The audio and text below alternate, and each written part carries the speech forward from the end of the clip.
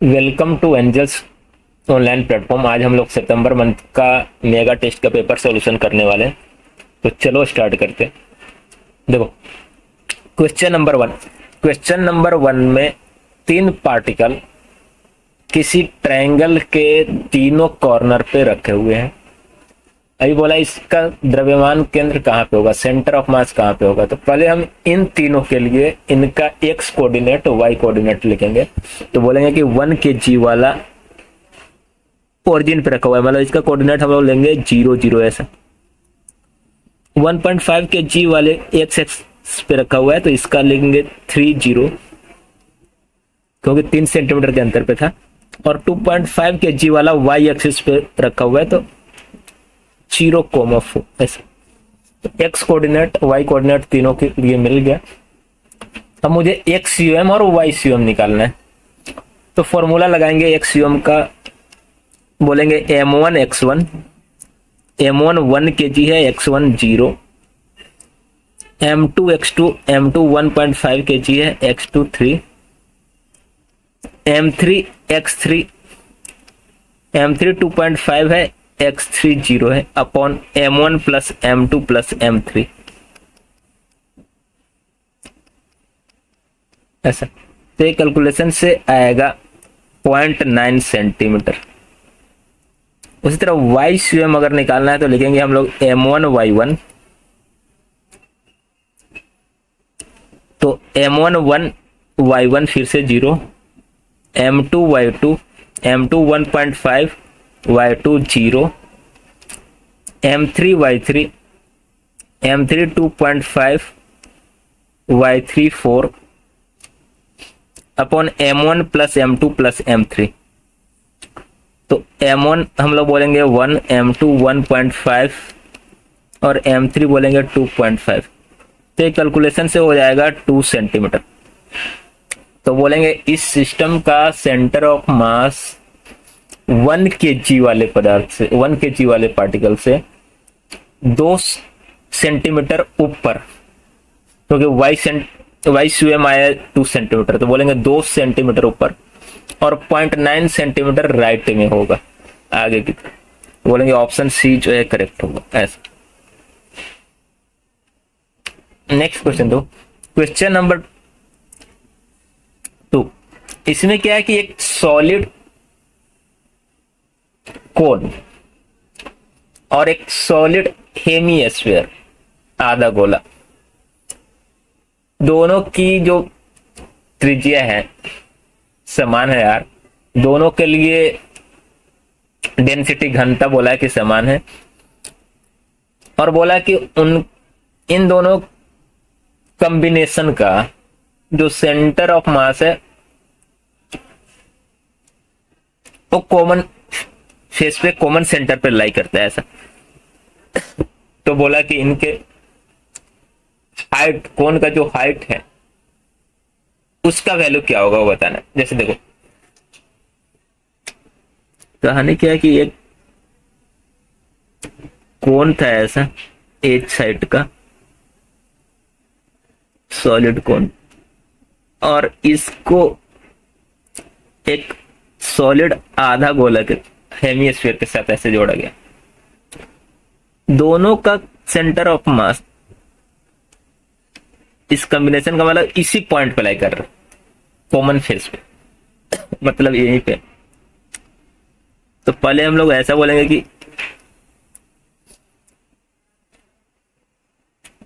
Formula से solid कोन का द्रव्यमान केंद्र उसके बेस से h/4 ऊपर होता है। मतलब अगर एक कोन के लिए द्रव्यमान केंद्र बोले, कोन का जिसको COM1 लिख रहे हैं, तो ये यहां से h/4 ऊपर, और गोला का उसके केंद्र से 3r/8 अंतर पे होता है। तो ये गोला के लिए हो गया COM, और इन दोनों कॉम्बिनेशन का कॉमन फेस पे मतलब बीच में लाई कर रहा है। मतलब इसको हम लोग 0 0 लिख दे रहे हैं, तो ऐसा बोल सकते हैं कि इस तंत्र का, इस सिस्टम का, सिस्टम मतलब कोन और हेमिस्फीयर, इन दोनों का कंबाइंड सेंटर ऑफ मास उद्गम बिंदु पे 0 0 पे है, मतलब वाई सी एम 0 है। तो हम लोग फॉर्मूला अगर लगाए Y C M equal to m1y1 plus m2y2 by m1 plus m2, ऐसा m1y1 plus m2y2 by m1 plus m2। Y C M तो 0 है इन दोनों का कंबाइंड, तो वाई सी एम को हम लोग लिख देंगे 0। m1 मतलब कोण का मास, जो हम लोग बोल सकते हैं घनता इंटू कद, तो कद होता है कोण का 1/3 pi R square H into y1, तो उसका h/4 ऊपर था, तो h/4, y1 की जगह h/4। गोला के लिए m2, अर्धगोला के लिए तो बोलेंगे कि रो इंटू उसका कद, कद वॉल्यूम होता है 2/3 पाई आर क्यूब, आधा गोला का, इंटू y2, तो उसका द्रव्यमान केंद्र जो है उसका सेंटर गोला का उद्गम बिंदु से नीचे, इसलिए माइनस में लिखेंगे, और कितने डिस्टेंस पे था, तो 3r/8 ऐसे, भागा m1 प्लस m2 करेंगे, तो m1 प्लस m2 जो नीचे में होगा भागा में, वो लेफ्ट साइड जाके 0 से गुना होगा तो वो 0 ही हो जाएगा, तो उसको लिखने की जरूरत नहीं है ऐसा। तो यहां से रो 1/3 पाई आर स्क्वायर कॉमन लेके दोनों साइड से कट सकता है ऐसा, तो यहाँ पे एक आर बचता है ऐसा, और जो माइनस वाला है उसको लेफ्ट साइड लाएंगे तो प्लस में हो जाएगा, तो प्लस इधर आने के बाद हो जाएगा 2 इंटू 3r²/8, और इधर बचेगा h इंटू h/4 ऐसा। तो ये 2 से कटेगा 4 बार में, 4 से 4 खत्म, h² इक्वल टू 3r², दोनों से अंडर रूट लेंगे तो h इक्वल टू हो जाएगा √3r ऐसा। तो बोलेंगे ऑप्शन बॉम्बे जो है करेक्ट है।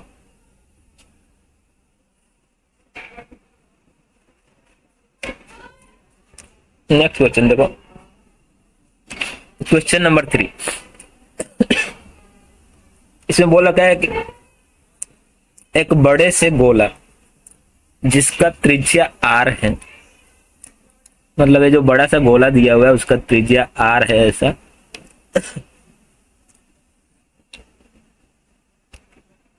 उससे एक सर्कुलर पोर्शन मतलब स्फेरिकल पोर्शन काट के हटा दिए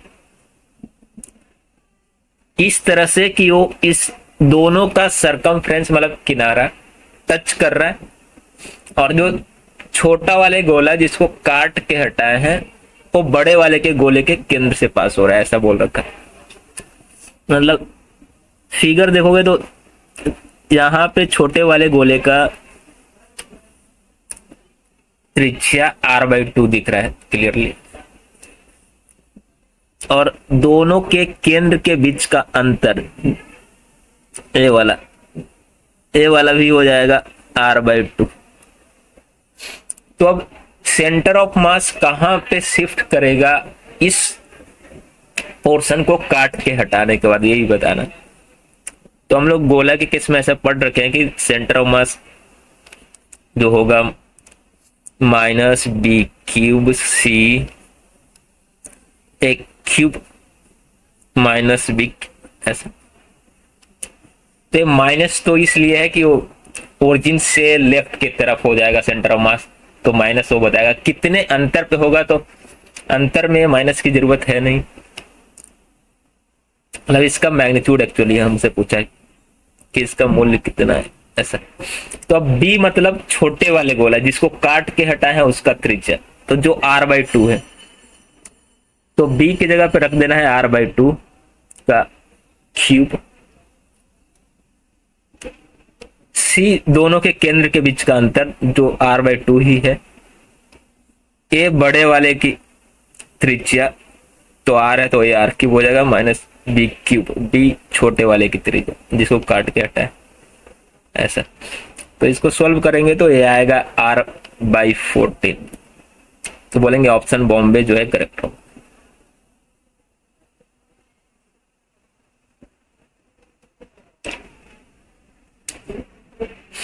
देखो फोर्थ वाले में बोल रखा है कि एन पार्टिकल है, उनका मास पहले वाले का एम, दूसरे वाले का 2m, तीसरे वाले का 3m, उसी तरह लास्ट वाले का nm है। और कहां पे रखे हैं तो पहला वाला l, दूसरा वाला 2l डिस्टेंस, तीसरा वाला 3l, अंतिम वाला nl। तो इसका द्रव्यमान केंद्र कहां पे होगा, ओरिजिन से ओ से। तो फॉर्मूला लगाएंगे तो हम लोग लिखेंगे x um m1 x1, तो m1 तो m था, x1 को l लिखना है, m2 x2, m2 2m है,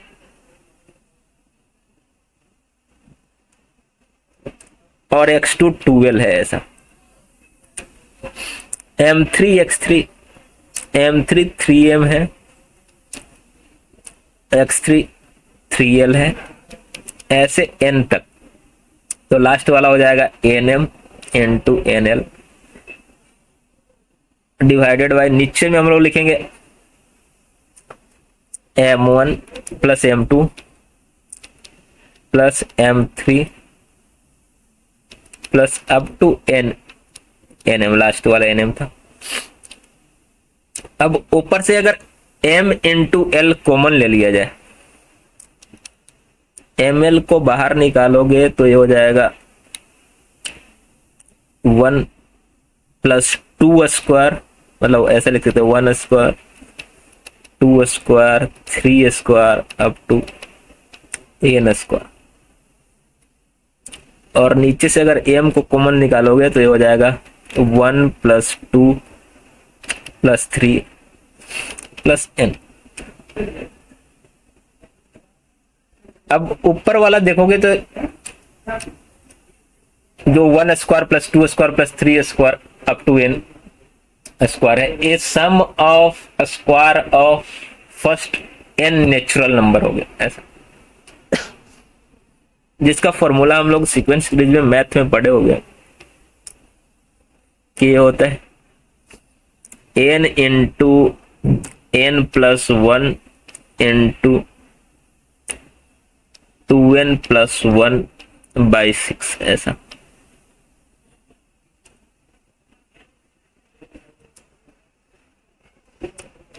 नीचे वाला देखोगे तो m 1 plus 2 plus 3 up to n, sum of first n natural number. इसका फॉर्मूला पढ़ोगे n into n plus 1 by 2 ऐसा। m कट जाएगा, n into n plus 1 cut जाएगा, 2 से 6 कटेगा 3 टाइम्स में, तो हो जाएगा l into 2n plus 1 by 3। तो हम लोग बोलेंगे ऑप्शन दिल्ली जो है करेक्ट होगा।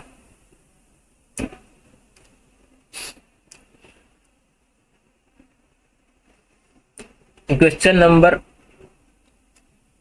5 देखो, दो पार्टिकल समान मास का, दोनों इंक्लाइंड प्लेन पे रखा हुआ है, तो दोनों का पहले एक्सेलरेशन देखोगे तो इस डायरेक्शन में होता है इसका g sin थीटा,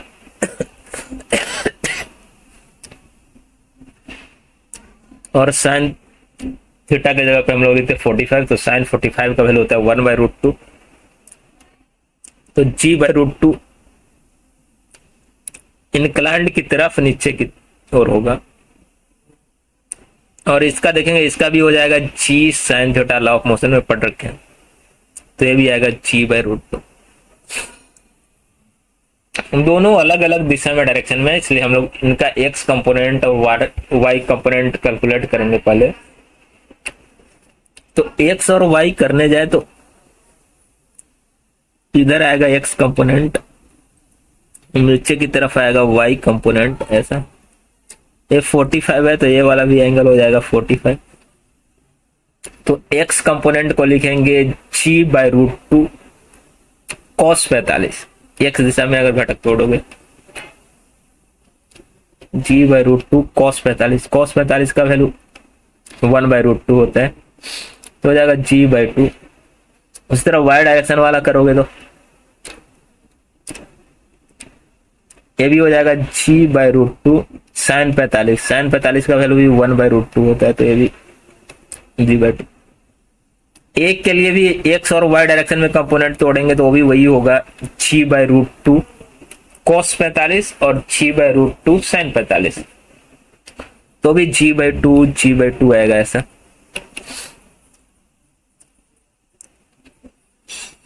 ठीक है, तो मैंने X component Y component of isolation दोनों पार्टिकल के लिए पहले कर लिया। अब इनके द्रव्यमान केंद्र, इनके सेंटर ऑफ मास का आइसोलेशन चाहिए। तो द्रव्यमान केंद्र का एक्स डायरेक्शन में अगर हम लोग आइसोलेशन लिखे तो हो जाएगा M1A1। तो M एक्स डायरेक्शन में देखोगे तो एक का जी बाई टू है। दूसरे वाले के लिए लिखोगे तो M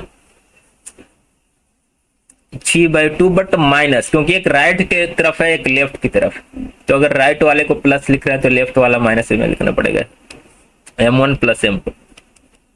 तो कट जाएगा, तो एक्स डायरेक्शन वाला तो जीरो ही हो जाएगा। वाई डायरेक्शन में सेंटर ऑफ मास को लिखें कंपोनेंट, तो वाई डायरेक्शन में दोनों का जो एक्सेलरेशन है उसका कंपोनेंट वाई डायरेक्शन में आ रहा है जी बाई टू, और नीचे की तरफ है दोनों एक ही डायरेक्शन में, तो प्लस में लिखेंगे M G by two upon M plus M two M M cut जाएगा, तो G by two plus G by two G upon two ऐसा हो जाएगा। तो बोलेंगे कि इसका करेक्ट आंसर होगा जी बाई टू और डाउनवर्ड की तरफ, क्योंकि वाई डायरेक्शन में एक्सेलरेशन का कंपोनेंट दोनों ब्लॉक के लिए नीचे की तरफ था। तो सेंटर ऑफ मास का भी जो कंपोनेंट आएगा एक्सेलरेशन वाला वाई डायरेक्शन में वो नीचे की तरफ होगा। चलो नेक्स्ट क्वेश्चन देखो, क्वेश्चन नंबर 6।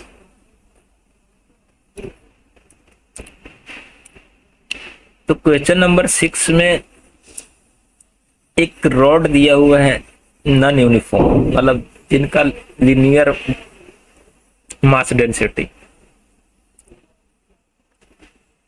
स्थान के साथ चेंज हो रहा है। अभी बोला कि उसका सेंटर ऑफ मास कहां पे होगा वो बताना है। तो हम लोग बोलेंगे इसके लिए इंटीग्रेट करना पड़ेगा। तो ऐसा रॉड था,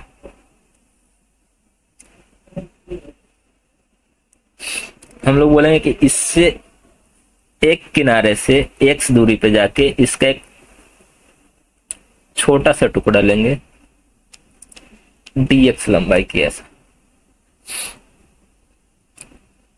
अभी पहले इस छोटे से टुकड़े का सेंटर ऑफ मास लिखेंगे, तो हो जाएगा इसका x इंटू इसका मास dm को बोलेंगे lambda into dx upon dm, मतलब लेमडा dx ऐसा। इंटीग्रेट करेंगे हम लोग, इसको लिमिट डालेंगे 0 टू टोटल लेंथ 3 मीटर, मतलब 0 to 3 ऐसा। लेमडा की जगह पे 2 प्लस एक्स दिया हुआ है, तो लेमडा की जगह पे 2 प्लस एक्स रख देंगे, और एक्स ऑलरेडी पहले से था, तो 2 प्लस एक्स इंटू एक्स हो जाएगा 2x plus x square dx 0 to 3। नीचे में देखोगे तो लेमडा dx मतलब 2 प्लस एक्स dx 0 to 3। अब इसको ये इंटीग्रेट करेंगे, और इंटीग्रेशन के बाद वैल्यू डाल देंगे 0 से लेके 3 तक। तो कैलकुलेट कर लेना, कैलकुलेशन के बाद जो आंसर आएगी वो होगा 12/7 बोलेंगे, बॉम्बे वाला करेक्ट होगा।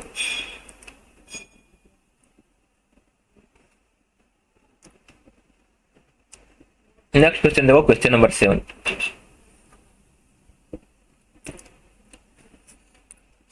क्वेश्चन नंबर 7 में एक ऐसा इनवर्स एल शेप का प्लेट है लेमिनर, 4 kg मास दिया हुआ है। तो बोला इसका सेंटर ऑफ मास कहाँ पे होगा वो बताना है। तो पहले तो इसको हम लोग 2 पार्ट में तोड़ लेंगे ऐसा, ठीक है। दोनों के लिए, नीचे वाले के लिए अगर सोचोगे इसका ये वाला, तो इसकी एक बाजू की लंबाई ये 2 होगा और एक की लंबाई 1 होगा ऐसा, लग गया 2 × 1 मतलब 2 मीटर स्क्वायर ऐसा। ऊपर वाले का देखोगे तो उसका भी वही है,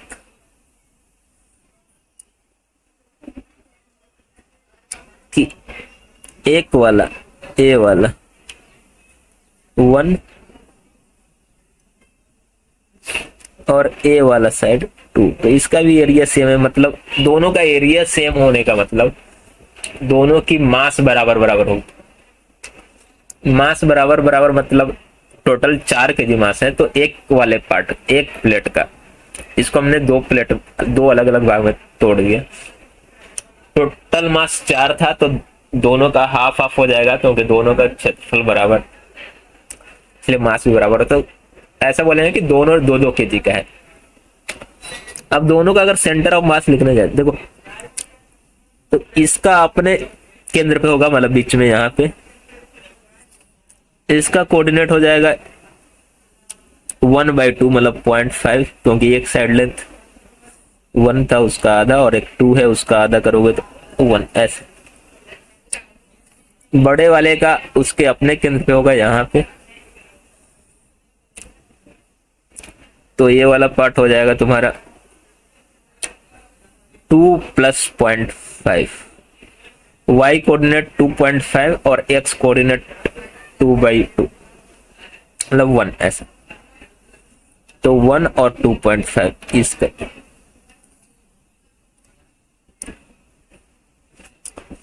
अब हम लोग m1x1 + m2x2 / m1 + m2 करेंगे तो x कोऑर्डिनेट मिल जाएगा। तो x कोऑर्डिनेट को लिखेंगे m1x1, m1 2 kg, x1 0.5, m2x2, m2 2, x2 1 upon m1 + m2, तो 2 + 2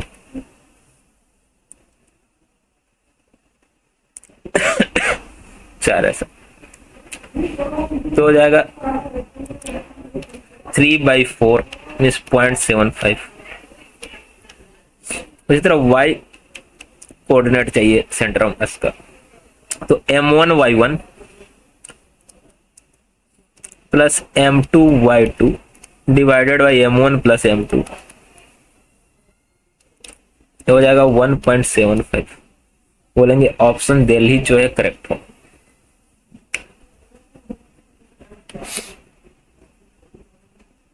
क्वेश्चन नंबर 8 देखो,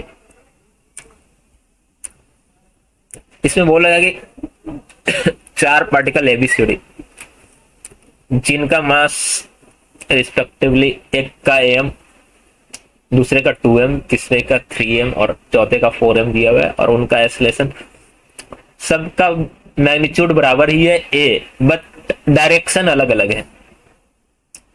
कोई x डायरेक्शन में जा रहा है, कोई -x डायरेक्शन में, कोई y डायरेक्शन में, कोई -y डायरेक्शन में, जो दिखा रहा है फिगर।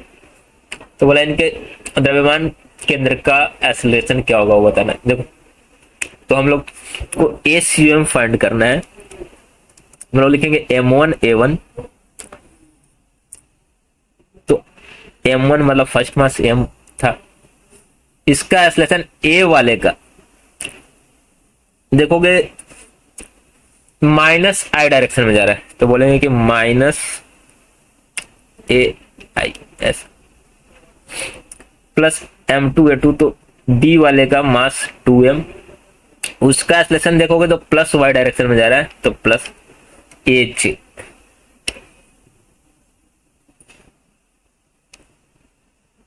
ऐसा थर्ड वाले का देखोगे तो 3m दिया हुआ है और वो प्लस साइड डायरेक्शन में जा रहा है, तो उसका हो जाएगा 3m इंटू ए आई। फोर्थ वाले का देखोगे तो मास 4m दिया हुआ है बट वो -6 डायरेक्शन में जा रहा है, डिवाइडेड बाई टोटल मास, तो m plus 2m 3m plus 4m। Vector addition की तरह, मतलब आई वाले को आई के साथ जोड़ेंगे, जे वाले को जे के साथ, तो आई वाले को आई के साथ करोगे तो माइनस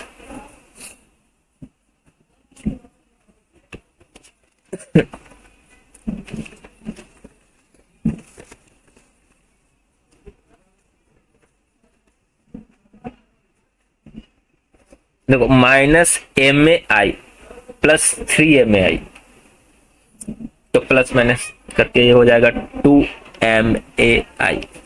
ऐसा जे वाले को जे के साथ तो प्लस 2maj माइनस 4maj, तो हो जाएगा -2maj अपॉन टोटल मास करोगे तो 10m। mm तो कॉमन लेके कट जाएगा, 2 से भी 10 कट जाएगा 5 टाइम्स में, तो हो जाएगा a/5 i cap minus j cap. ऐसा बोलेंगे ऑप्शन ए जो है करेक्ट होगा। क्वेश्चन नंबर 9 से देखो, बोला कि दो पार्टिकल ए और बी जिनका मास 1 kg और 3 kg है और उनके पोजीशन फैक्टर्स दे रखे हैं कि वो किस पोजीशन पे रखे हुए हैं। तो पहले तो इनका हम लोग सेंटर ऑफ मास निकालेंगे कि इनका सेंटर ऑफ मास कहाँ पे होगा, उसका पोजीशन क्या होगा, मतलब RCM निकालना है। तो बोलेंगे M1R1 plus M2R2 divided by M1 plus M2। M1 1 kg और R1, तो 1 kg से अगर R1 1 से मल्टीप्लाई करेंगे तो सेम ही रहेगा, तो M1R1 ऐसा होता है।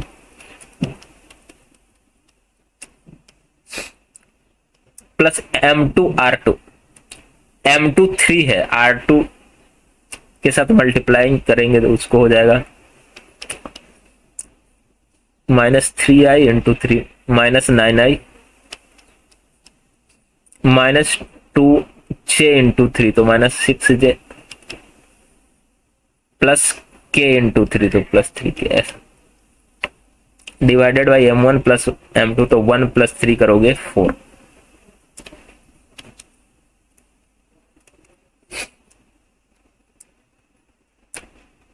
फिर आई वाले को आई के साथ जोड़ेंगे तो प्लस आई -9i मतलब -8i।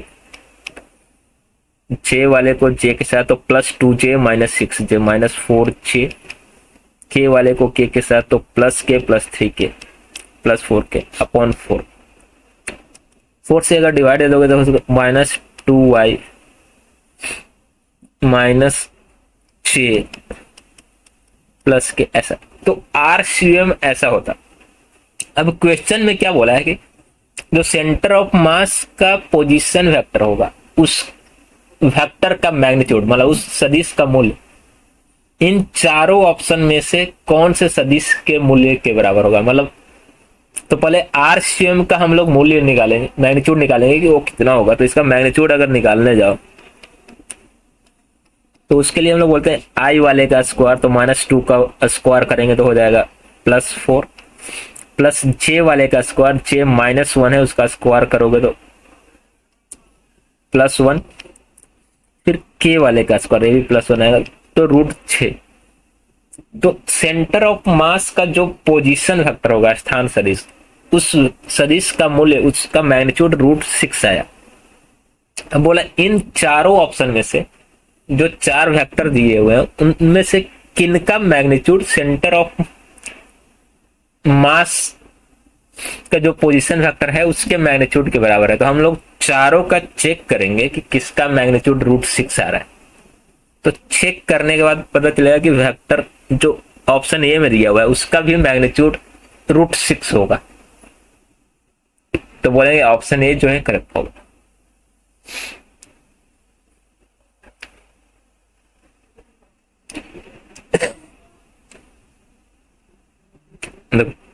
क्वेश्चन नंबर 10,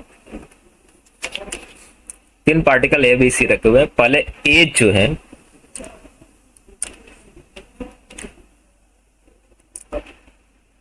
मास एम का 9 मीटर पर सेकंड से जा रहा था। बी जो 2m मास का था और रुका हुआ था, उसके साथ जाके संघात करता है, कोलाइड। तो कोलिजन के बाद दोनों का वेलोसिटी हमने कुछ मान लिया कि v1 v2 होगा। v1 v2 पहले संघात के बाद ऐसा होगा, क्योंकि पहले शुरुआत में ए जो है बी के साथ जाकर संघात करता है। तो और संघात जो है इलास्टिक है, मतलब ई का वैल्यू जो है 1 है।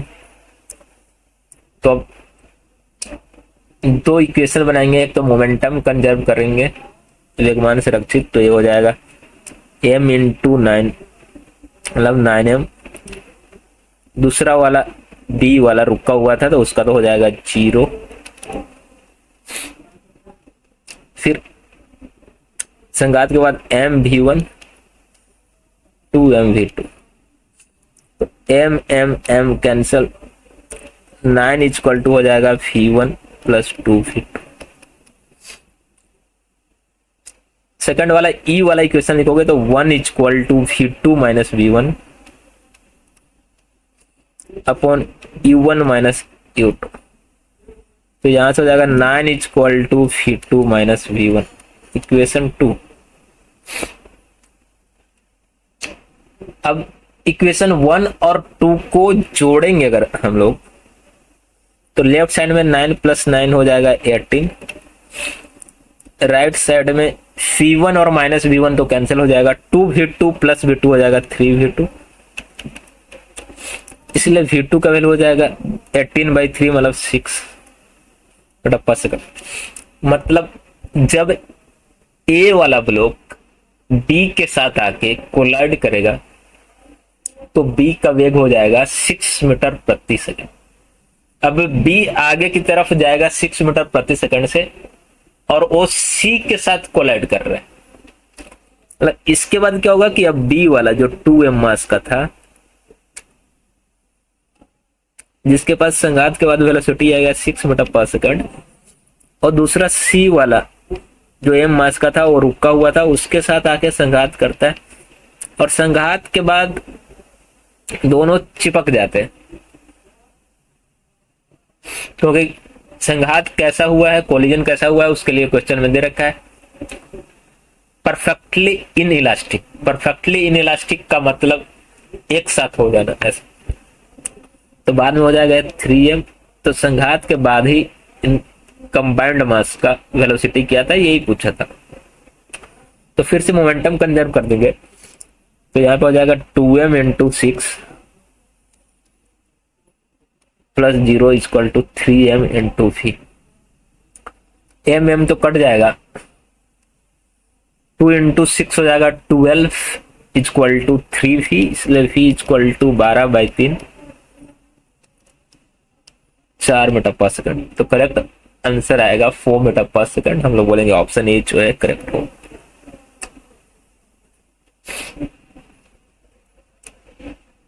क्वेश्चन नंबर 11 देखो,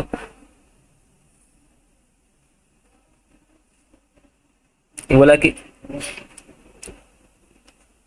कोई 1 kg का ब्लॉक 6 मीटर पर सेकंड से मूव कर रहा था, और दूसरा 2 kg का ब्लॉक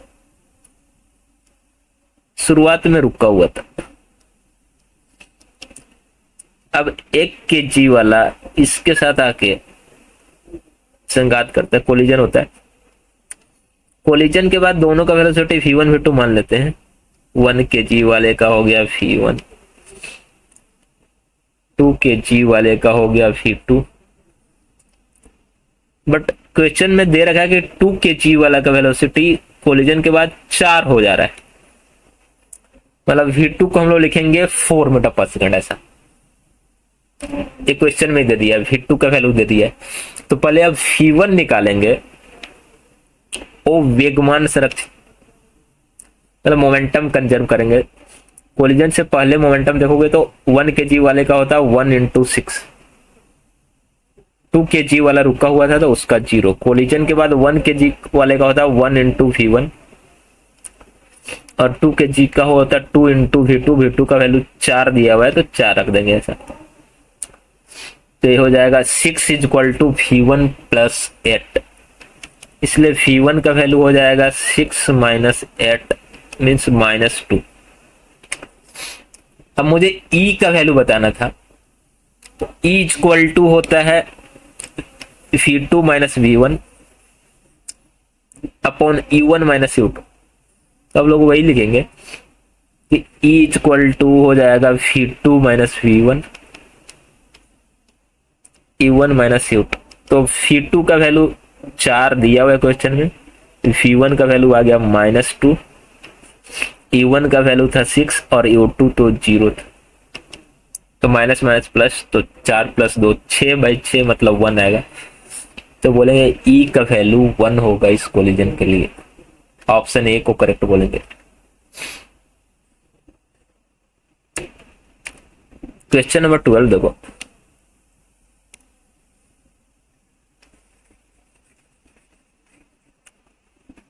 क्वेश्चन नंबर 12 में बोला है कि कोई एक बॉल मूव कर रहा था with velocity 2i cap + 2j cap, मतलब वेलोसिटी वेक्टर उसका ऐसा था 2i कैप और 2j कैप, ऐसे मतलब x डायरेक्शन में भी कंपोनेंट 2, y डायरेक्शन में भी कंपोनेंट 2, और सामने एक दीवार था जो y एक्सिस के पैरेलल था, ऐसा उसके साथ जाके कोलाइड किया। देखो, तो जब कोलिजन संघात होता है तो जो फोर्स लगता है इंपल्सिव फोर्स, वो सतह के लंब दिशा में, तो सतह जो दीवार है वो y डायरेक्शन में है, इसका परपेंडिकुलर मतलब x डायरेक्शन में। तो फोर्स जो लगा होगा कोलिजन में बॉल पे वो x डायरेक्शन में, y डायरेक्शन में फोर्स लगा ही नहीं होगा, मतलब y डायरेक्शन वाला वेलोसिटी का कंपोनेंट चेंज ही नहीं होगा। संघात के पहले जो 2j था कोलिजन से पहले, बाद में भी 2j ही रहेगा क्योंकि y डायरेक्शन में कोई फोर्स नहीं है। तो जो कोलिजन में जो फोर्स लगा वो x डायरेक्शन में, इसलिए x डायरेक्शन अब वेलोसिटी कंपोनेंट चेंज होगा। इनिशियली x डायरेक्शन वाला वेलोसिटी कंपोनेंट प्लस i दिशा में, प्लस i डायरेक्शन में था 2 जितना। कोलिजन के बाद वो -i डायरेक्शन में हो जाएगा, मतलब ऐसे आकर टकराया तो डायरेक्शन चेंज हो जाएगा।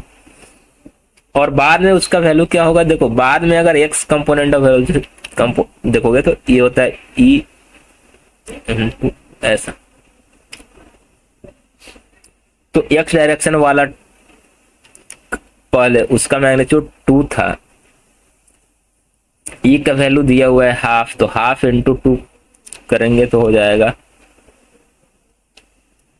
1, मतलब बाद में x डायरेक्शन ऑफ जो वेलोसिटी कंपोनेंट है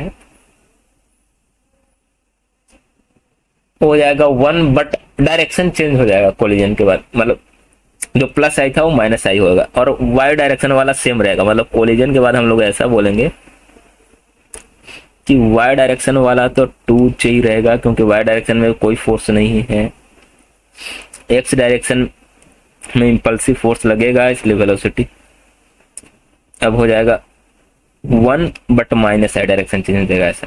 तो कोलिजन के बाद जो वेलोसिटी बताना था मुझे हो जाएगा minus I cap plus 2j cap. Option बॉम्ब में बोलेंगे करेक्ट होगा। 13 देखो,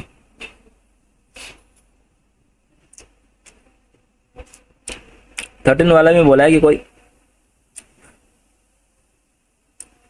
एक पार्टिकल m1 मास का 3 v वेलोसिटी से जा रहा था, दूसरा पार्टिकल m2 मास का इनिशियली रुका हुआ था, यस इसके साथ आगे कोलिजन करता है।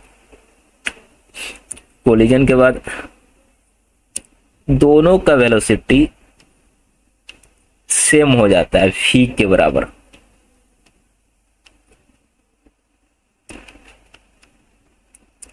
तो मुझे m1 m2 का रेशियो चाहिए, तो हम लोग मोमेंटम कंजर्व करेंगे। यहाँ पे मोमेंटम कंजर्व करेंगे तो हो जाएगा m1 into 3v plus 0 equal to m1 into v plus m2 into v। तो v कॉमन लेके कट जाएगा दोनों साइड से, ऐसा हो जाएगा 3m1 equal to m1 plus m2। अब जो m1 राइट साइड में है उसको लेफ्ट में लाएंगे तो जो प्लस m1 है आके इधर माइनस m1 हो जाएगा। 3m1 माइनस m1 तो 2m1 हो जाएगा। 2m1 equal to m2। मुझे m2 बाई m1 चाहिए, हो जाएगा 2 यहां से। तो बोलेंगे ऑप्शन बॉम्बे जो है करेक्ट हो।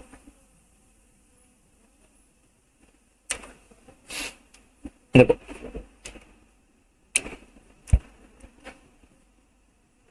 14th वाला बोला है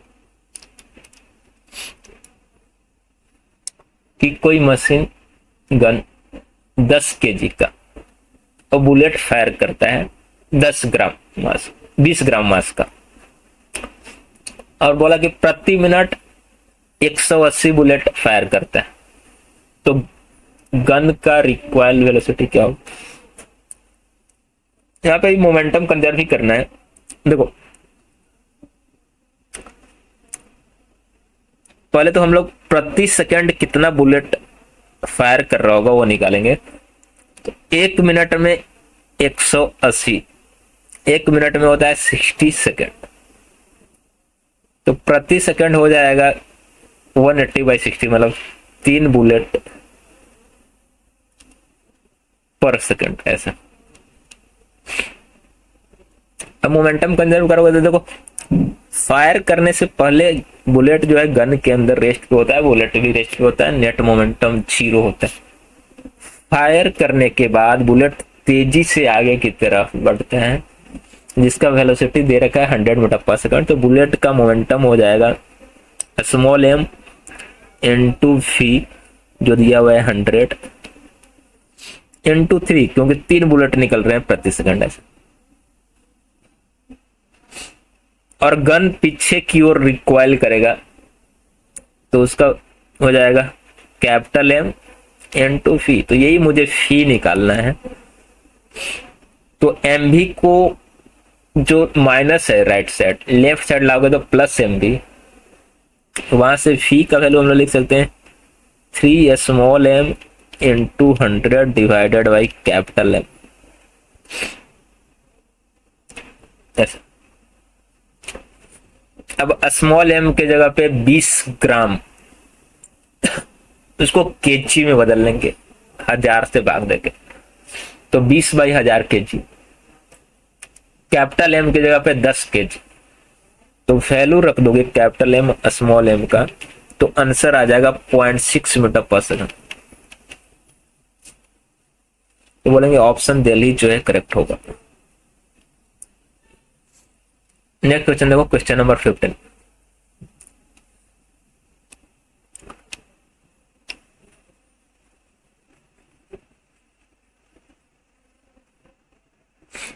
देखो क्वेश्चन नंबर 15 में पहले एक पार्टिकल को जो स्ट्रिंग से बंधा हुआ है ऐसा पार्टिकल P, मान लो m मास का स्ट्रिंग की लंबाई 20 सेंटीमीटर है, ऐसा यहां से हॉरिजॉन्टल पोजीशन से रिलीज किए, छोड़े, तो जब वो नीचे गया यहाँ पे इस जगह पे, पार्टिकल पी ही इस बिंदु से यहाँ पे आया, तो पहले यहाँ पे उसका वेग वेलोसिटी क्या हुआ होगा वो निकालेंगे। तो जो एनर्जी कंजर्वेशन से आएगा, क्योंकि पहले समक्षितिज में था, बाद में सिरोलम में आ गया, 20 सेंटीमीटर उसकी ऊंचाई घटी, तो उसकी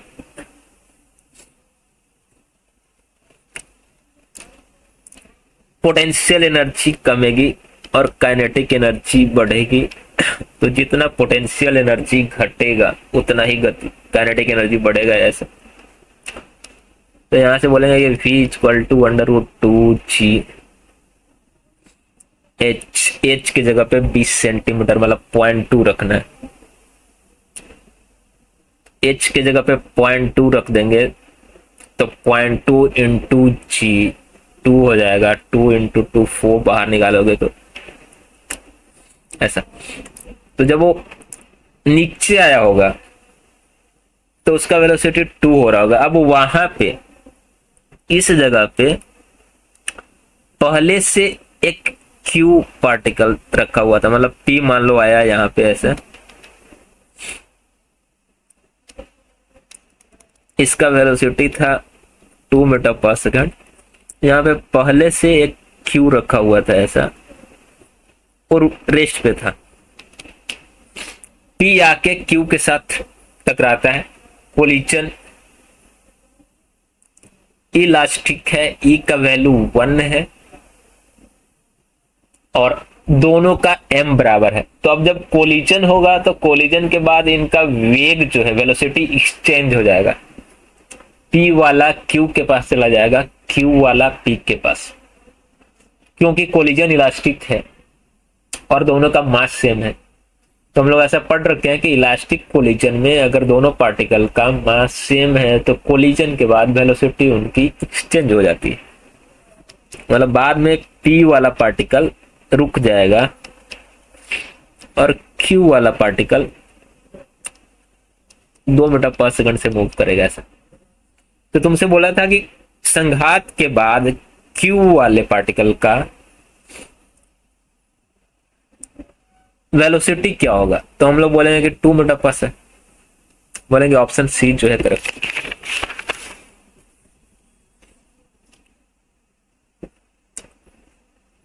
नेक्स्ट क्वेश्चन देखो, क्वेश्चन नंबर 16। क्वेश्चन नंबर 16 में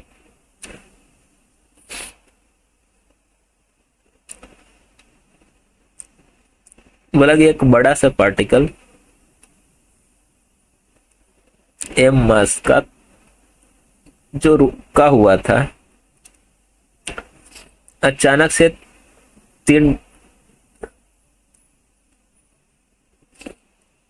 टुकड़ा में डिवाइड हो जाता है, ऐसा। इनके मास का रेशियो 1:1:2, मतलब 1 + 1 + 2 करोगे तो 4, ऐसा। तो ऐसा बोलेंगे कि फर्स्ट वाले का m/4 हो जाएगा, दूसरे वाले का भी m/4, क्योंकि इन दोनों का रेशियो समान था, और सेकेंड वाले का डबल था इनका, तो m/4 × 2 मतलब m/2, ऐसा। तो 3 टुकड़ा में डिवाइड हुआ m/4 और m/2। बोला कि जो दोनों छोटे वाले टुकड़ा पीस, उनका वेलोसिटी एक का 30 और दूसरे का 40 है, परपेंडिकुलर डायरेक्शन में, लंब दिशा में। तो मान लो हमने ऐसा मान लिया कि एक का ऐसे हो जाएगा 40 मीटर पर सेकंड, दूसरे वाले का x दिशा में 30 मीटर पर सेकंड, ऐसा। एक का y मान लिया, एक का x, क्योंकि बोला था लंब दिशा में परपेंडिकुलर डायरेक्शन। तो तीसरे वाले के पास जो वेलोसिटी होगा वही बताना है मुझे। तो एक्चुअली अब देखो, शुरुआत में रुका हुआ था तो वेलोसिटी 0 था, तो मोमेंटम मतलब वेगमान x और y दोनों दिशा में 0 था। तो बाद में भी उस पार्टिकल को ब्लास्ट होने के बाद भी उसका मोमेंटम जीरो होना चाहिए, क्योंकि पहले जीरो था।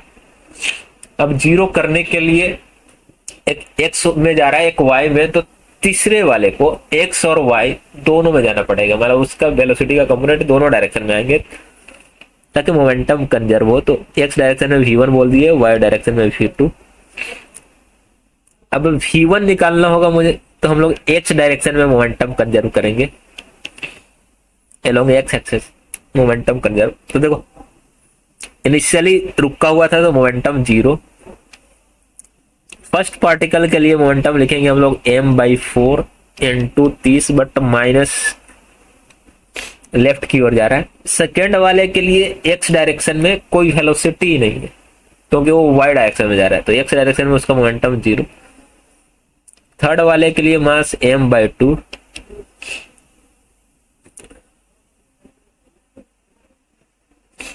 और वो v1 वेलोसिटी से ऐसा है।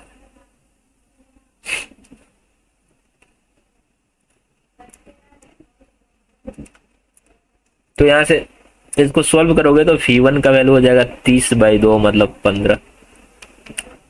उसी तरह y डायरेक्शन में मोमेंटम कंजर्व करोगे, y डायरेक्शन में तो शुरुआत में तो जीरो था क्योंकि रुका हुआ था। ब्लास्ट होने के बाद फर्स्ट पार्टिकल के लिए y डायरेक्शन में कोई वेग नहीं है, क्योंकि वो सिर्फ x दिशा में जा रहा है, तो y component of velocity zero है, इसलिए मोमेंटम जीरो होगा। सेकेंड वाले के लिए हम लोग बोलेंगे कि m/4 into 40, but minus sign के साथ, क्योंकि वो नीचे की तरफ जा रहा है, माइनस वाई डायरेक्शन। थर्ड वाले के लिए m/2 इंटू v2, इसको सोल्व करोगे तो m कैंसिल हो जाएगा और v2 का वैल्यू आ जाएगा 20 मीटर पर सेकंड। तो v1 v2 आ गया। अब मुझे थर्ड वाले का नेट वेलोसिटी बताना है, मतलब इनका रिजल्ट बताना है। तो फी नेट होगा √v1² प्लस v2², मतलब √15 का स्क्वायर प्लस 20 का स्क्वायर, जो सोल्व करने के बाद आएगा 25 मीटर पर सेकंड। तो थर्ड वाले का नेट वेलोसिटी हम लोग बोलेंगे 25 मीटर पर सेकंड, ऑप्शन।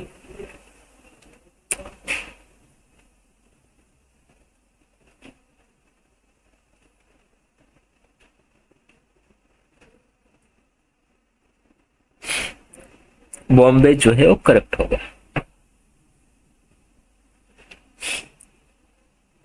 नेक्स्ट देखो क्वेश्चन नंबर 17। क्वेश्चन नंबर 17 में बोला कि एक रबड़ बॉल को 5 मीटर की ऊंचाई से गिराया गया और हर बार वो संघात के बाद शुरुआत वाले ऊंचाई, मतलब जिस ऊंचाई से गिरा उसका 81/100 टाइम्स बाउंस कर रहा है। मतलब ऐसा बोलेंगे हम लोग कि एचएन जो है संघात के बाद वाले ऊंचाई जो है, एचएस बोल दे रहे, वो संघात के पहले वाले ऊंचाई का 81/100 टाइम्स है ऐसा। तो फॉर्मूला से हम लोग एच डैश को बोलते हैं e⁻²n। संघात अगर एक बार हो रहा है तो n का value 1, e⁻² into hs।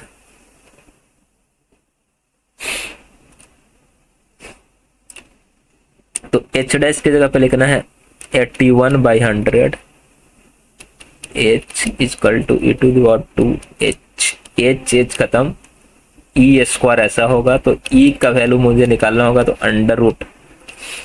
√81/100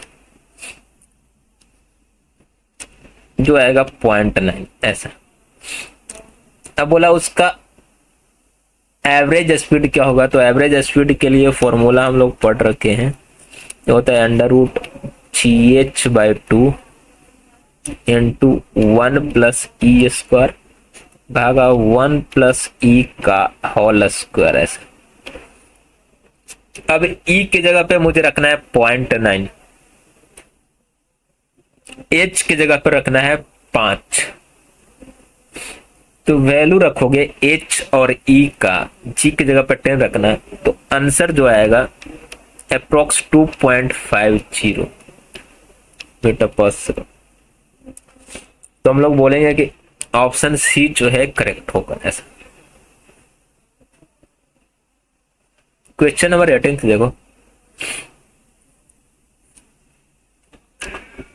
question number 18 में बोला है कि एक 12 केजी का बम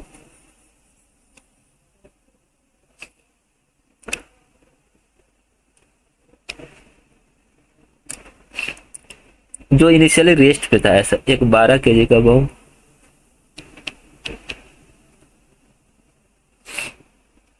ब्लास्ट होता है और दो पार्ट में टूट जाता है, एक 4 केजी का और एक 8 केजी का। ऐसा मान लो एक V1 से जा रहा है, एक V2 से जा रहा है, ऐसा।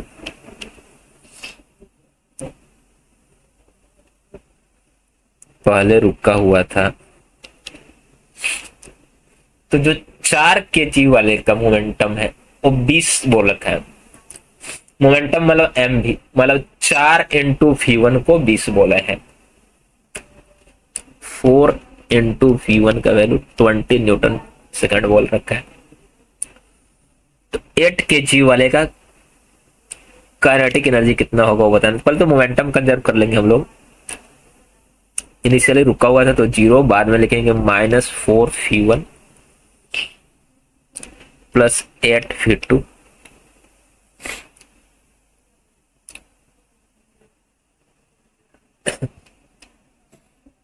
अब 4V1 का वैल्यू ही 20 दिया हुआ है,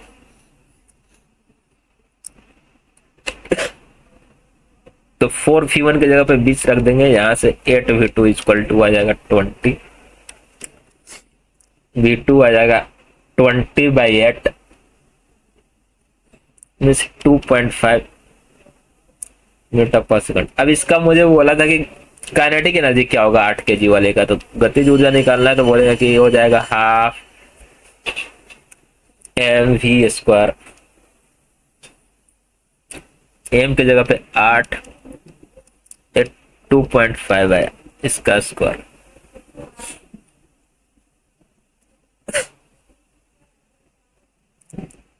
कैलकुलेशन से ये चीज आएगी 25 दूर, तो बोलेंगे ऑप्शन ए जो है करेक्ट होगा। क्वेश्चन नंबर 19 देखो। क्वेश्चन नंबर 19 में बोला है कि 1 केजी के पार्टिकल को एक स्ट्रिंग से बांध के वर्टिकल सर्कल में घुमा रहे हैं। जब वो टॉप पे था, सबसे ऊपर में, तो उसका वेग वेलोसिटी 4 था। ऐसा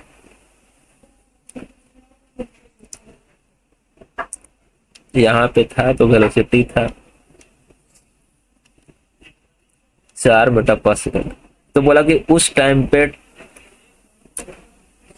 टेंशन कितना होगा डोरी में वो बताना है, और स्ट्रिंग की लंबाई जो है वो दिया हुआ है 1 मीटर। ऐसा मतलब त्रिज्या हो जाएगा 1 मीटर। अब ये विधि बनाओगे तो एक तो नीचे की तरफ वजन बल लगेगा, साथ साथ टेंशन होगा। ऐसा तो नेट बल केंद्र की तरफ हो जाएगा T प्लस mg। तो हम लोग बोलेंगे कि T plus mg,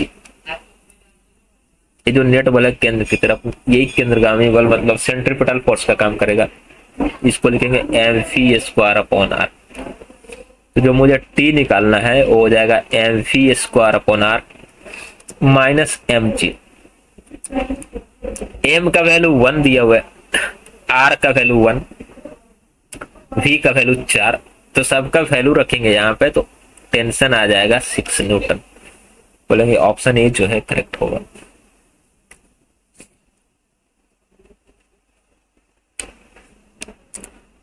question number 20 देखो।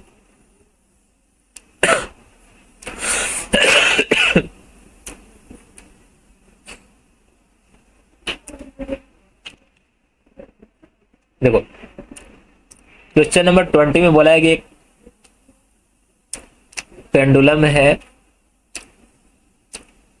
जब वो लोवेस्ट पोजीशन से पास कर रहा था तो उसकी वेलोसिटी दे रखी है 3/5 ऐसा। जब यहाँ पे था तो उसकी बॉब की वेलोसिटी 3/5, मतलब u इक्वल टू 3/5। जब वो वर्टिकल के साथ 60 डिग्री एंगल बना रहा होगा उस टाइम पे उसकी वेलोसिटी क्या होगी वो बताना। तो पेंडुलम जैसे जैसे ऊपर जाता है उसकी ऊंचाई बढ़ती है, मतलब पोटेंशियल एनर्जी बढ़ती है, इसलिए काइनेटिक एनर्जी घटती है, तो उसकी वेलोसिटी घटती है। अगर वो वर्टिकल के साथ 60 डिग्री एंगल बना रहा है तो उस इंस्टेंट पे अगर मुझे उसकी वेलोसिटी लिखनी है तो वेलोसिटी का एक्चुअली फॉर्मूला वर्टिकल सर्कल के केस में ऐसा होता है, यू स्क्वायर ऊपर जाने के केस में -2gl 1 माइनस कॉस थीटा ऐसा। यहां पर देखोगे तो u का वैल्यू दिया होता 3, उसका स्क्वायर करते यू स्क्वायर के लिए तो हो जाता है 9, -2g को लिखना है 10, l दिया हुआ है 0.5 into 1 minus cos theta. 60 degree जब बनाएगा तो पूछा था, तो थीटा की जगह पे 60 और कॉस 60 का वैल्यू होता है हाफ ऐसा। तो इसको सोल्व करोगे तो ये हो जाएगा √9 माइनस 5 इस √4 बाहर निकालोगे 2 मीटर पर सेकंड, बोलेंगे 2 मीटर पर सेकंड आएगा, इसलिए ऑप्शन ए जो है करेक्ट होगा।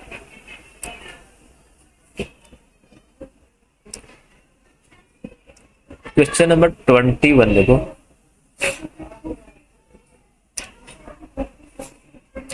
क्वेश्चन नंबर 21 में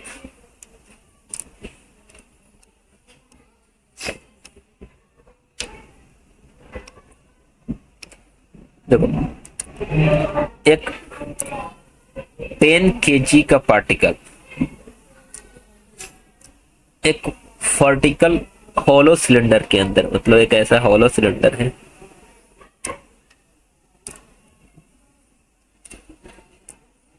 इस सिलेंडर के अंदर वो सर्कुलर मोशन कर रहा है, इसके अंदर ऐसा ऐसे घूम रहा है, इस वाले में एक केंद्र हो जाएगा। तो तुमसे बोला है कि वो मिनिमम किस वेलोसिटी से घूमे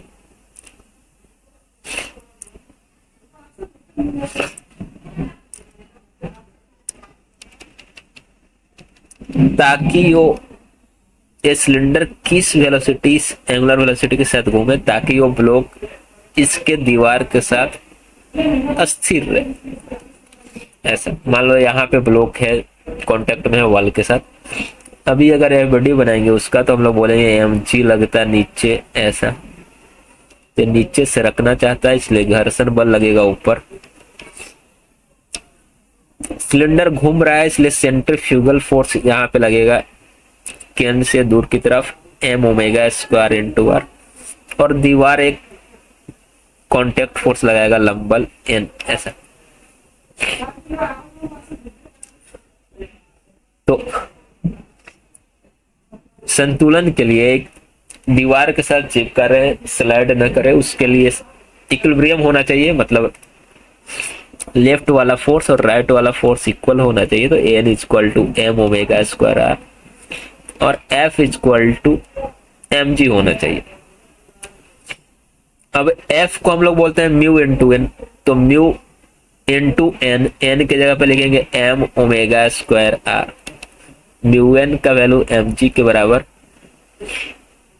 m कैंसल, इसलिए यहां से ओमेगा का वैल्यू हो जाएगा √g/μr।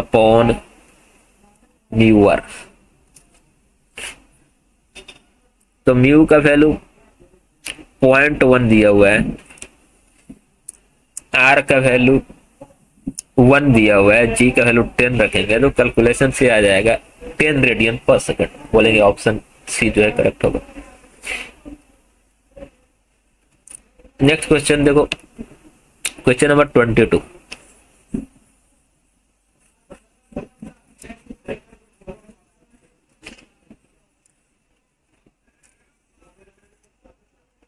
क्वेश्चन नंबर 22 में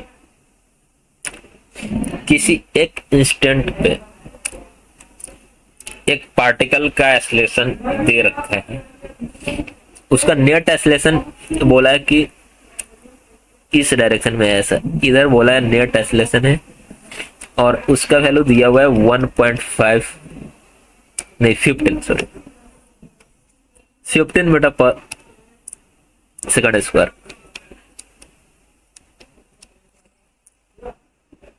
तो इसका सेंटर की तरफ वाले कंपोनेंट को ही, नेट एक्सेलरेशन के सेंटर की तरफ वाले कंपोनेंट को ही हम लोग बोलते हैं सेंट्रीपिटल एक्सेलरेशन। तो सेंटर की तरफ वाला कंपोनेंट लोगे तो हो जाएगा a cos 37 मतलब 15 cos थीटा, थीटा की जगह पे 30 डिग्री दिया, तो हो गया सेंट्रीपिटल एक्सेलरेशन। और सेंट्रीपिटल एक्सेलरेशन को हम लोग बोलते हैं फी स्क्वायर बाई आर। तो phi square by R equal to हो जाएगा 15 cos 30, cos 30 का वैल्यू √3/2, आर का वैल्यू क्वेश्चन में दिया हुआ है 2.5। तो यहां से फी का वैल्यू हो जाएगा √15 cos 30 into आर, आर के जगह पे 2.5 रख देना, और इसको सोल्व करोगे तो आर के वैल्यू रखने के बाद तो आंसर आएगा 5.7 मीटर पर सेकंड। तो मुझे यही फाइंड करना था कि इस स्टेट पे इसका स्पीड क्या होगा, मतलब फी का वैल्यू बताना है।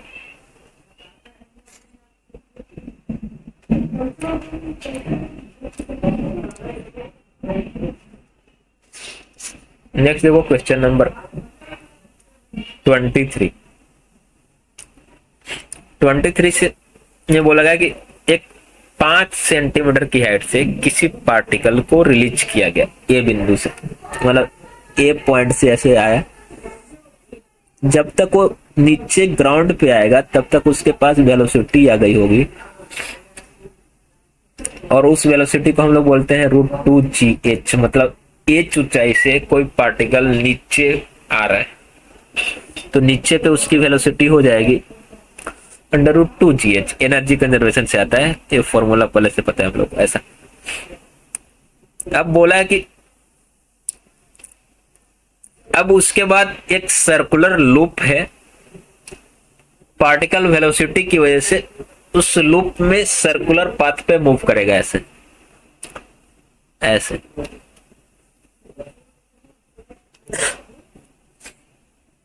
तो लूप को कंप्लीट करने के लिए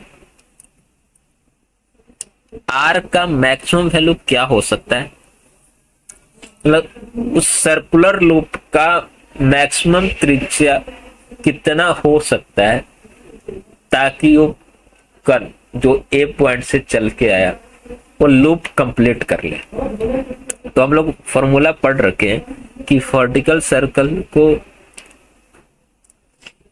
कंप्लीट करने के लिए, कंप्लीट लूप करने के लिए लोवेस्ट पॉइंट पे स्पीड मिनिमम √5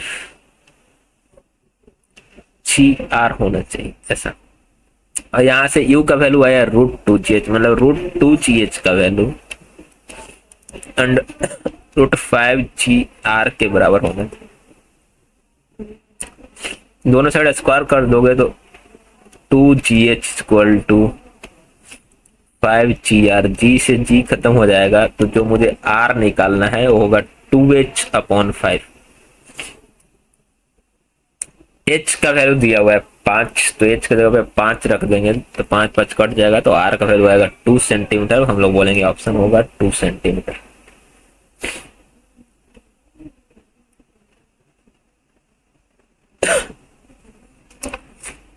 क्वेश्चन नंबर 24 देखो,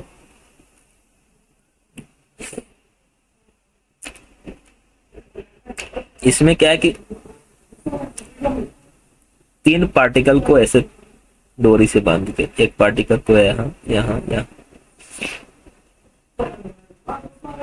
पार्टिकल 1 2 और 3 ऐसे, इनका नाम एबीसी है। इनको ऐसे घुमा रहे हैं हम लोग ओ के अबाउट, मतलब ओ को केंद्र मान के सर्कुलर पथ पे ऐसे घूमेंगे ऐसा। तो डोरी के इन तीनों हिस्सों में टेंशन जो होगा उसका रेशियो बताना। मान लो यहाँ पे टेंशन हमने बोल दिया T1 होगा, इस वाले में T2 होगा, इस वाले में T3 होगा। देखो तो तीनों सर्कुलर पथ पे घूम रहे हैं, तो तीनों की ओमेगा तो सेम होगी, तीनों के लिए त्रिज्या अलग अलग होगी। एक के लिए L, क्योंकि वो केंद्र से L अंतर पे था। बी के लिए हो जाएगा त्रिज्या 2L, केंद्र से 2L अंतर पे था। और सी के लिए हो जाएगा 3L ऐसा। अब सी वाले पार्टिकल पे देखोगे तो सिर्फ एक ही डोरी है उसमें बंधा हुआ है, उसमें टेंशन T1 है, तो ये डोरी केंद्रगामी बल के बराबर होगा, डोरी में तनाव बल। तो हम लोग बोलेंगे T1 equal to M omega square into R, R का वैल्यू हम लोग बोलेंगे 3L सी वाले के लिए, तो M ओमेगा स्क्वायर 3L ऐसे। बी वाले पे देखोगे तो बी वाले में 2 डोरी बंधा है, एक में टेंशन T2 है, एक में T1, तो उस पर नेट टेंशन हो जाएगा केंद्र की तरफ T2 माइनस T1, मतलब केंद्रगामी बल जो होगा T2 माइनस T1 के बराबर। तो इसको लिखेंगे M omega square into radius, radius इसके लिए 2L। T1 का value M omega square into 3L है, तो T1 का वैल्यू इसमें रख देंगे तो T2 का वैल्यू हो जाएगा M omega square into 5L, क्योंकि जो T2 माइनस T1 है वो माइनस T1 को राइट साइड ले जाओगे तो प्लस में हो जाएगा, और उसका value M omega square 3L है, तो M omega square 3L plus M omega square 2L add करने पे M ओमेगा स्क्वायर 5, तो T2 ऐसा होगा। अब ए वाला कण को देखोगे तो उस पर 2 डोरी बंधा है, एक में T1 टेंशन जो है T3 है और एक में T2 है, तो उस पर नेट केंद्रगामी बल हो जाएगा T3 माइनस T2। इसको लिखेंगे हम लोग M omega square into R, A के लिए आर का वैल्यू L। अब T2 के जगह पे हम लोग लिख देंगे M ओमेगा स्क्वायर 5L, इसलिए T3 का वैल्यू आएगा M ओमेगा स्क्वायर 6L। अब जब इनका रेशियो निकालेंगे हम लोग तो T1 की जगह पे M omega square 3L, T2 की जगह पे M ओमेगा स्क्वायर 5L और T3 की जगह पे M omega square 6L। M omega square और L तीनों साइड से कट जाएगा, बचेगा 3 5 6, तो बोलेंगे ऑप्शन दिल्ली जो है करेक्ट हो। क्वेश्चन नंबर 25 देखो,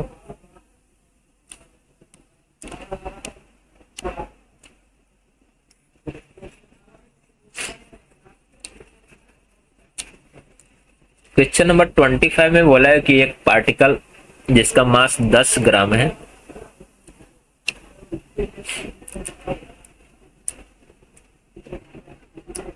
वो एक सर्कुलर पाथ पे मूव कर रहा है, मूव करना स्टार्ट किया, मतलब इनिशियली रुका हुआ था, कांस्टेंट स्पर्शी प्रवेग मतलब टेंजेंशियल एक्सेलरेशन जो है अचल है वो दिया हुआ है कि कांस्टेंट है, कुछ होगा उसका मैग्नीट्यूड मुझे निकालना है क्या होगा उसका।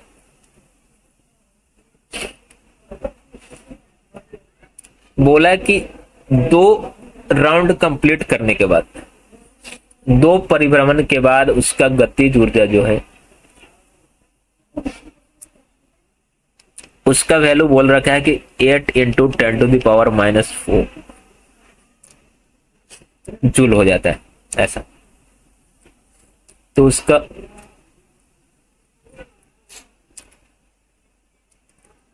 जो स्पर्शीय प्रवेग था टेंजेंशियल एक्सेलरेशन, उसका वैल्यू क्या होगा वही मुझे निकालना है। वो बोल रहा है कि वो कांस्टेंट था, कितना होगा वो बताना है। तो देखो पहले तो 2 राउंड के बाद जो काइनेटिक एनर्जी होगा हाफ एम वी स्क्वायर, उसका वैल्यू 8 इंटू 10⁻⁻⁴। एम का वैल्यू दिया हुआ है क्वेश्चन में 10 ग्राम, तो हाफ एम, एम के जगह पे 10 ग्राम रखेंगे, उसको केजी में बदलेंगे तो ऐसा हो जाएगा 8 इंटू 10⁻⁻⁴।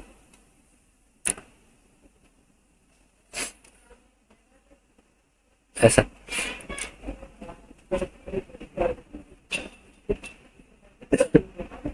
तो यहां से सोल्व करोगे तो फी का वैल्यू आ जाएगा √0.4 मीटर पर सेकंड। मतलब 2 परिभ्रमण 2 चक्कर लगाने के बाद उसका वेग इतना होगा। शुरुआत में स्थिर था तो 0 से स्टार्ट किया था। यू भी मिल गया, ये निकालना है।